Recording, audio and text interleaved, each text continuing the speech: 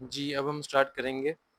अपने पास ये Mendelian disorders हैं जिसमें autosomal dominant, recessive, x linked dominant और रिसेसिव आता है। इसमें ये मेंडेलियन डिसऑर्डर्स है जो कि खास मेंडेलियन ने देखे थे पैटर्न बताए थे सारे। तो उसमें आप देखोगे सबसे पहले ऑटोसोमल डोमिनेंट इनहेरिटेंस है, रिसेसिव है और एक्स लिंक्ड रिसेसिव है। इसमें ये उसको कहते हैं कि एटलीस्ट एक पेरेंट का इफ़ेक्ट होना काफ़ी है। इसमें कैरियर्स नहीं होते इस स्टेट में, एक जीन खराब है तो बीमारी शुरू हो जाती है। रिसेसिव में ये है कि कैरियर्स होते हैं, इसमें कैरियर्स स्टेट होता है और दोनों पेरेंट्स का मसला होगा तभी वो पेशेंट बच्चा को प्रेज़ेंट होगी बीमारी। और एक्स लिंक्ड रिसेसिव में ये है कि मेल्स ज़्यादा इफ़ेक्ट होंगे और फीमेल्स में जब तक दोनों एक्स रिसेसिव नहीं होंगे तब तक वो नहीं मसला बनेगा। ये आपने देख लेना, सिंपल सी बातें हैं। अच्छा, मल्टीफैक्टोरियल अपने पास आ जाता है कि most common mode of inheritance क्या है? मल्टीफैक्टोरियल। मोस्ट कॉमन पूछे ना जेनेटिक डिजीज़ेज़ का क्या है मोड ऑफ इनहेरिटेंस? वो मल्टीफैक्टोरियल है। जिस तरह आप देखो टर्नर सिंड्रोम, अपना डाउन सिंड्रोम है, उसमें हमने देखा था कि 20-40 ईयर्स से के बाद फीमेल्स जो थी प्रेग्नेंट हो रही, उनमें मसला आ रहे हैं। तो ये एक फैक्टर है ना, विदाउट जीन्स के अलावा भी। इसी तरह आप देखो, आप डायबिटीज़ देख लो, उसमें भी नो डाउट फैमिलीज़ में भी रन करती है। उसके अलावा वेट ज़्यादा होना और 100 चीज़ें और भी हैं उनकी वजह से ना, ज़्यादा स्वीट वगैरह का इस्तेमाल करना और सेडेंटरी लाइफ़स्टाइल होना, ये सारी चीज़ें आ जाती हैं। और हाइपरटेंशन में आपने देखा कि उसके भी कई वजूहात हैं, कोलेस्ट्रोलीमिया होना, मेल जेंडर होना, सेडेंटरी लाइफ़स्टाइल होना। तो ये मतलब मल्टीफैक्टोरियल, मोस्टली बीमारी आप देखो वो मल्टीफैक्टोरियल होगी, सही है। और वो कहते हैं 40 टू 60% जो जेनेटिक डिफेक्ट्स हैं ना, वो मल्टीफैक्टोरियल ही हैं, जेनेटिक डिसऑर्डर्स जो हैं। अच्छा, और जैसा कि ट्राइसोमी 21 ये भी मल्टीफैक्टोरियल क्रोमोसोमल एब्नॉर्मेलिटी है। कॉमन मेंडेलियन डिसऑर्डर्स क्या हैं कि जो मेंडेलियन इनमें से जो मेंडेलियन पैटर्न शो करते हैं, उनमें से most common autosomal recessive pattern है, सही है। फिर ऑटोसोमल डोमिनेंट आ जाते हैं, ये इनकम्प्लीट पेनिट्रेंस शो करते हैं। इनकम्प्लीट पेनिट्रेंस का मतलब है कि आपकी जीन्स में मसला है, लेकिन फिनोटाइप में मसला नहीं है, जीनोटाइप में मसला है, वो प्रेज़ेंट नहीं हो रहा, सही है, या फिर कम उसके फीचर्स आ रहे हैं। तो ये शो करते हैं ऐसा पैटर्न, जिसकी वजह से ना हम लोग जब कोई उसके फैमिली चार्ट देखते हैं तो हमको हमको बाज़ का डिसाइड करने में कन्फ्यूजन होती है कि ये ऑटोसोमल रिसेसिव डिज़ीज़ चल रही है या डोमिनेंट डिज़ीज़ चल रही है। इस वजह से, क्योंकि उसे स्किप जनरेशंस कहते हैं कि जिस जनरेशन में कोई मसला आया ही नहीं। ऐसा नहीं है कि उनमें मसला था नहीं, उनके जीन्स में था लेकिन प्रेजेंट नहीं किया उन्होंने फिनोटिपिकली। तो इसे इनकम्प्लीट पेनिट्रेंस कहते हैं। और 50% चिल्ड्रन विल बी अफेक्टेड, ये देख लेना आपने सारा। ऑटोसोमल डोमिनेंट और ऑटोसोमल रिसेसिव में ये फ़र्क है कि हेटेरोज़ाइगस इज़ अफेक्टेड, ठीक है? ऑटोसोमल डोमिनेंट में एक एलील भी होगा तो इफ़ेक्ट होगा, इसमें दोनों होमोज़ाइगस होगा रिसेसिव एलील्स के लिए, तब इफ़ेक्ट होगा। और ये अपने ऑटोसोमल डोमिनेंट और सब कुछ आ गया, इनकम्प्लीट पेनिट्रेंस आ गया। 50% चांस है और कोई कैरियर नहीं होता, ऑटोसोमल डोमिनेंट है। ऑटोसोमल डोमिनेंट डिज़ीज़ है, इनहेरिटेंस, एक पेरेंट का इफ़ेक्ट होना काफ़ी है। दोनों भी हो सकते हैं, ऐसी कोई बात नहीं, लेकिन एक का काफ़ी है बीमारी को बच्चों में ट्रांसफ़र करने के लिए। थैलेसीमिया माइनर मदर है, थैलेसीमिया मेजर का बच्चा है। अच्छा, अब देखिए, अगर माइनर मदर है और बच्चा मेजर है, इसका मतलब है जो फादर है वो भी मेजर का है, तो वो भी माइनर का है। उसकी वजह ये है कि हमने पता है कि मेजर क्या होता है, थैलेसीमिया मेजर होता है कि जब दोनों बीटा जीन्स भी इफ़ेक्टेड होंगी। और माइनर ये होता है कि एटलीस्ट एक ठीक होगी। तो मदर अगर सपोज़ माइनर की है, मदर की जीनोटाइप ये है कि एक खराब है, और तो फादर की भी एटलीस्ट एक खराब होगी, तभी कोई बच्चा इनका, कोई एक बच्चा इनमें वो अपने पास मेजर का हो सकता है, सही है ना? बाकी आप देख लो ये क्या बनेगा, ये बीटा नोट आ जाएगा, ये बीटा बीटा आ जाएगा, सही है। तो इसमें आप देख सकते हो कि इफ हर प्रेगनेंसी में 25% चांस है कि बच्चे को कोई मसला नहीं होगा, 25% चांस है कि बच्चा मेजर का पेशेंट होगा, और 50% चांस है कि बच्चा माइनर का पेशेंट होगा। तो मतलब हर प्रेगनेंसी में आप देख लो 75% चांस है कि मसला होगा कोई ना कोई। अच्छा, इसमें आप देखो यही 25% मेजर चीज़ लिखा हुआ है। एक्स लिंक्ड रिसेसिव क्या होती हैं कि जिसमें mother mothers females mostly carrier होंगी और मेल्स इफेक्टेड होंगे, जिस तरह के हीमोफीलिया आ गया। और इसमें कहते हैं हीमोफीलिया एक्स लिंक्ड रिसेसिव थी मदर को और कोरियोनिक विलस सैंपलिंग क्यों करवा रहे हैं ताकि वही चेक कर सकें कि बच्चे में मसला है कि नहीं, साइटोजेनिक एब्नॉर्मैलिटीज़ देख सकें। और कहते हैं कि ऑटोसोमल रिसेसिव डिसऑर्डर्स जैसे कि फैनकोनी एनीमिया और अटैक्सिया टेलेंजियोक्टेजिया इनको क्रोमोसोम ब्रेकेज सिंड्रोम कहते हैं। क्यों कहते हैं? क्योंकि इनमें डिफेक्टिव डीएनए रिपेयर होते हैं।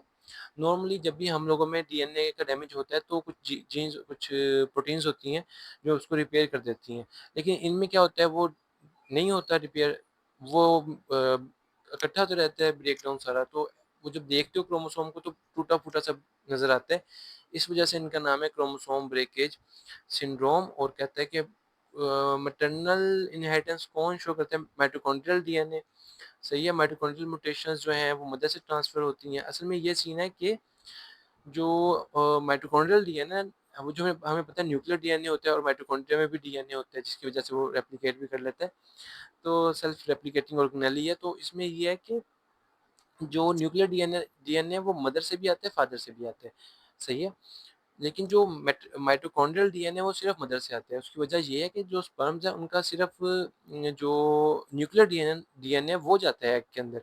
जबकि जो उसकी बॉडी है जो जिसके जिसके अंदर माइटोकॉन्ड्रियल डीएनए होता है, जो टेल होती है वो बाहर रह जाती है। तो माइटोकॉन्ड्रियल डीएनए सिर्फ़ मदर का ही आता है।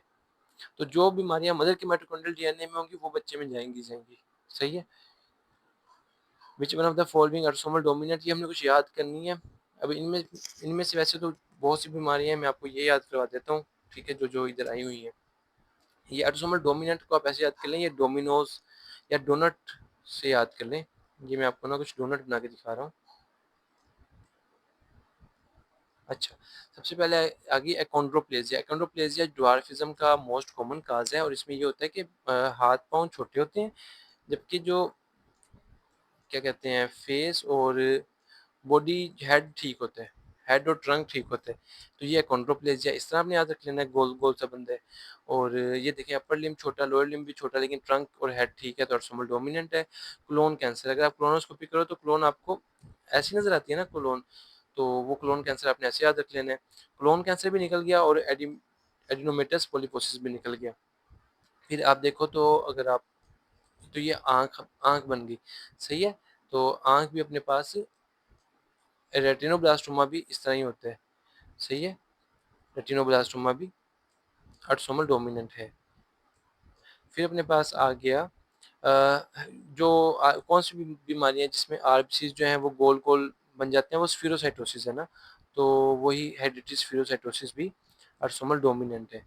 ये होगी तीसरी, आप ये याद कर लो, ऐसे याद करो कि एक लाइक जो हंटिंगटन डिज़ीज़ है, ये न्यूरोलॉजिकल डिसऑर्डर है और इसमें ऐसा होता है कि बंदे को साइकोलॉजिकल इश्यूज़ भी होते हैं, डिप्रेशन वगैरह भी होता है।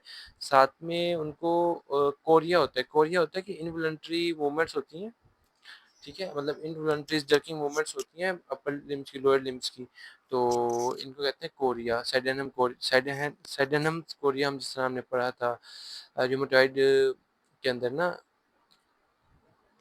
रूमेटिक फीवर के अंदर, सही है?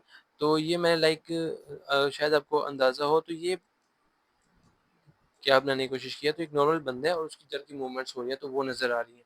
तो एक लाइक गोल-गोल सा हो गया, तो जस्ट टू रिमेंबर इसको आप याद कर लो कि हंटिंगटन डिज़ीज़ भी इस तरह प्रेज़ेंट करती है। ऑटोसोमल डोमिनेंट में तो इस 5 चीज़ें आपको याद हो गई हैं। कोरिया है, मेंटल रिटार्डेशन है, डिप्रेशन है, एग्रेशन है, ये सारे क्या है? हंटिंगटन है।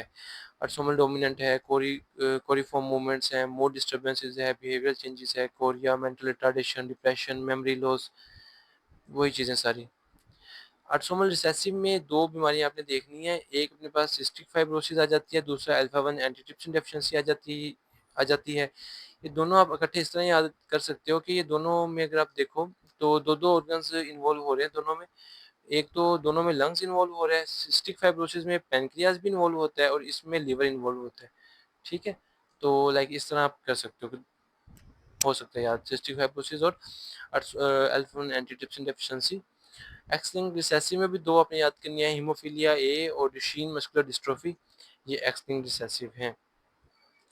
अब हमारे पास आ गया एक 12 साल का लड़का है, ओबेसिटी है, हाइपरफेजिया है, शॉर्ट स्टैचर है, मेंटल रिटार्डेशन है, तो प्रेडर विली सिंड्रोम, हाइपरफेजिया, सो ये शॉर्ट स्टेचर, ये सारे प्रेडर-विली सिंड्रोम के फीचर्स हैं। प्रेडर-विली सिंड्रोम को ऐसे याद किया है मैंने कि ये होता है जैसे फादर स्केची में असल में इस तरह कि वो फादर नहीं होता जिस तरह जो क्रिश्चियंस का फादर होता है, तो वो प्रेडर फादर पता नहीं कैसे से मिलता है, लेकिन ठीक है, प्रेडर को फादर के तौर पे याद किया है उसने, फादर फादर विली सिंड्रोम।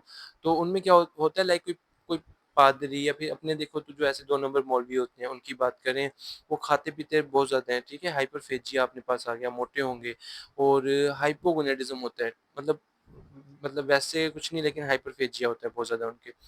तो शॉर्ट स्टेचर होता है इनको, प्रेडर-विली सिंड्रोम के पेशेंट्स को, इनको हम लोग ग्रोथ हार्मोन इसलिए देते होते हैं, सही है? इसी तरह टर्नर सिंड्रोम के पेशेंट्स, इनको भी हम ग्रोथ हार्मोन देते हैं इनके शॉर्ट स्टेचर की वजह से। एक एंजलमैन सिंड्रोम है, इसमें इनएप्रोप्रिएट लाफ्टर आता है, तो ठीक है, उसका नाम उसी बेस पे रखा हुआ है। टर्नर सिंड्रोम में क्या है, हाइपरगोनाडोट्रोफिक हाइपोगोनाडिज्म, मतलब कि एफएसएच जो एलएच है उनकी प्रोडक्शन बहुत ज़्यादा हो रही है, लेकिन नीचे से जो गोनेड्स हैं वो एस्ट्रोजन या टेस्टोस्टेरोन नहीं बना रहे। इसको कहते हैं हाइपरगोनाडोट्रोफिक हाइपोगोनाडिज्म। क्योंकि टर्नर सिंड्रोम में आप देखो स्ट्रीक ओवरीज होती हैं, इसी तरह क्लाइनफेल्टर सिंड्रोम में ट्रोफीज जो टेस्टिस होते हैं वो एट्रोफाइड होते हैं ना, तो उन इन दोनों में आपको मिलेगा कि एफएसएच एलएच का लेवल बहुत ज़्यादा होगा, लेकिन टेस्टोस्टेरोन या एस्ट्रोजन का लेवल बहुत कम होगा। इसे कहते हैं हाइपोगोनाडोट्रोफिक हाइपोगोनाडिज्म। एक होता है कार्लमैन सिंड्रोम, इसमें क्या होता है कि अगर आप हम ये न्यूरो में ज़्यादा अच्छे से डिस्कस करेंगे। इसमें ना ये है कि अपने पास सपोज़ ये क्रॉस सेक्शन है उसका, क्या कहते हैं, हाइपोथैलेमस का, ठीक है? ये पिट्यूटरी स्टाक है, ये पिट्यूटरी ग्लैंड है, ये मेमोरी बॉडी है, ये ऑप्टिक कियाज़्मा है, ये आगे एक न्यूक्लियस पड़ा होता है प्री ऑप्टिक एरिया में, प्री ऑप्टिक न्यूक्लियस, सही है? अब होना ये जो ओल्फैक्टरी सेंटर है ना हमारा, जो ये ओल्फैक्टरी सेंटर पड़ा होता है फ्रंटल लोब के नीचे, जिसने स्मेल सेंसेशंस वगैरह लेके जाता है, तो उसमें से ना कुछ न्यूरॉन्स ने ट्रैवल करके आना होता है इधर हमारे हाइपोथैलेमस में, सही है? तो और उन्होंने आके जीएनआरएच बनाना होता है। अब मसला ये है कि वो ट्रैवल नहीं कर पाते, वो इधर से इधर नहीं आ पाते, माइग्रेशन नहीं हो पाती, तो इसकी वजह से कार्लमैन सिंड्रोम होता है। इनमें 2 मसले आएँगे, एक तो वो जो इधर रह जाएँगे, वो इधर ओल्फैक्टरी जो एरिया था उसको तबाह कर देंगे, तो बंदे को एनोस्मिया हो जाएगा या हाइपोस्मिया हो जाएगा कि स्मेल वगैरह नहीं आएगी। और दूसरा ये जो उन्होंने ट्रैवल करके जाके हाइपोथैलेमस में जीएनआरएच बनाना था, तो वो जाके वो नहीं बनाएँगे। तो हाइपोगोनाडोट्रोफिक हाइपोगोनाडिज़्म हो जाएगा कि एफएसएच, एलएच का लेवल ही कम होगा, आगे से फिर टेस्टोस्टेरोन और एस्ट्रोजन ने क्या ही बनना, सही है? अच्छा, यहाँ ना 2 न्यूक्लियाई होते हैं, एक होता है प्री ऑप्टिक न्यूक्लियाई जो कि जीएनआरएच की प्रोडक्शन करवाते हैं, एक्चुअल में प्रोडक्शन करवाता है, और एक होता है आर्क्यूएट न्यूक्लियस, सही है? वो यहाँ पड़ा होता है। आर्क्यूएट न्यूक्लियस का काम है कि पल्सटाइल वे में ना जीएनआरएच को सिक्रीट करना। असल में पल्सटाइल वे में ही सिक्रीट करना ज़रूरी है, क्योंकि इसके रिसेप्टर सेंसिटाइज़ हो जाते हैं, और एक फ्लो में आता रहेगा ना तो कोई फ़ायदा नहीं है उसका। पल्सटाइल वे में आएँगे तब उसका फ़ायदा होगा, तो वो आर्क्यूएट न्यूक्लियस करवाता है, और ये आर्क्यूएट न्यूक्लियस को ही डैमेज होता है ये कार्लमैन सिंड्रोम में ना। हम एमसीक्यूज़ देख लेते हैं। इसमें देखो कहता है कि कार्लमैन सिंड्रोम में डिलेड प्यूबर्टी होती है, हाइपोगोनाडोट्रोपिक हाइपोगोनाडिज्म होता है, और क्यों होता है, failure of GnRH secreting neurons to migrate to hypothalamus, और आर्कुएट न्यूक्लियस की लियन होगी। बाकी आप देखो लैक ऑफ स्मेल एनओस्मिया होगा, ठीक है? Damage to arcuate nucleus hypothalamus में कार्लमैन सिंड्रोम में होता है, GnRH release from arcuate nucleus. Prader Willi syndrome में डिक्रीज ग्रोथ हार्मोन होता है, हम इनको ग्रोथ हार्मोन देते हैं। Which one of the following is associated with Kallmann syndrome? Hyposmia. अच्छा, तो टीपीएन की कॉम्प्लिकेशन क्या है? हाइपरग्लाइसीमिया, क्योंकि आप मोनोसैकेराइड्स की शक्ल में दे रहे होते हो मोस्टली चीज़ें, ग्लूकोज़ वगैरह ना, या फिर डाइसैकेराइड दे रहे होते हो, तो वो फ़ौरन सर्ज करवाते हैं, हाइपरग्लाइसीमिया करवाते हैं। और पेशेंट्स टीपीएन में हो, हार्ड हेड परप्यूरा, उसको ब्लीडिंग इश्यू आ रहा है, वो विटामिन के की डेफिशिएंसी में है, उसकी वजह से। टीपीएन कंट्राइंडिकेटेड है अनकंट्रोल्ड डायबिटीज़ में। टीपीएन न्यूट्रिशन में क्या-क्या देना होता है? फैट्स, प्रोटीन्स और कार्ब्स देना होता है। एक बंदा है आईसीयू में है, सीवीपी लाइन लगी हुई है, और उसके बाद उसको क्या हो गया कि 10 दिन से पैरेंटल न्यूट्रिशन चल रही है। अब कल्चर करवाया तो clusters of gram positive cocci आई हैं। कल कल क्लस्टर्स मतलब स्टेफाइलोकोकस है। स्टेफाइलोकोकस तो हमारे पास 3 है, ऑरियस है, एपिडेर्मिडिस है, या फिर अ सेप्रोफाइटिकस है।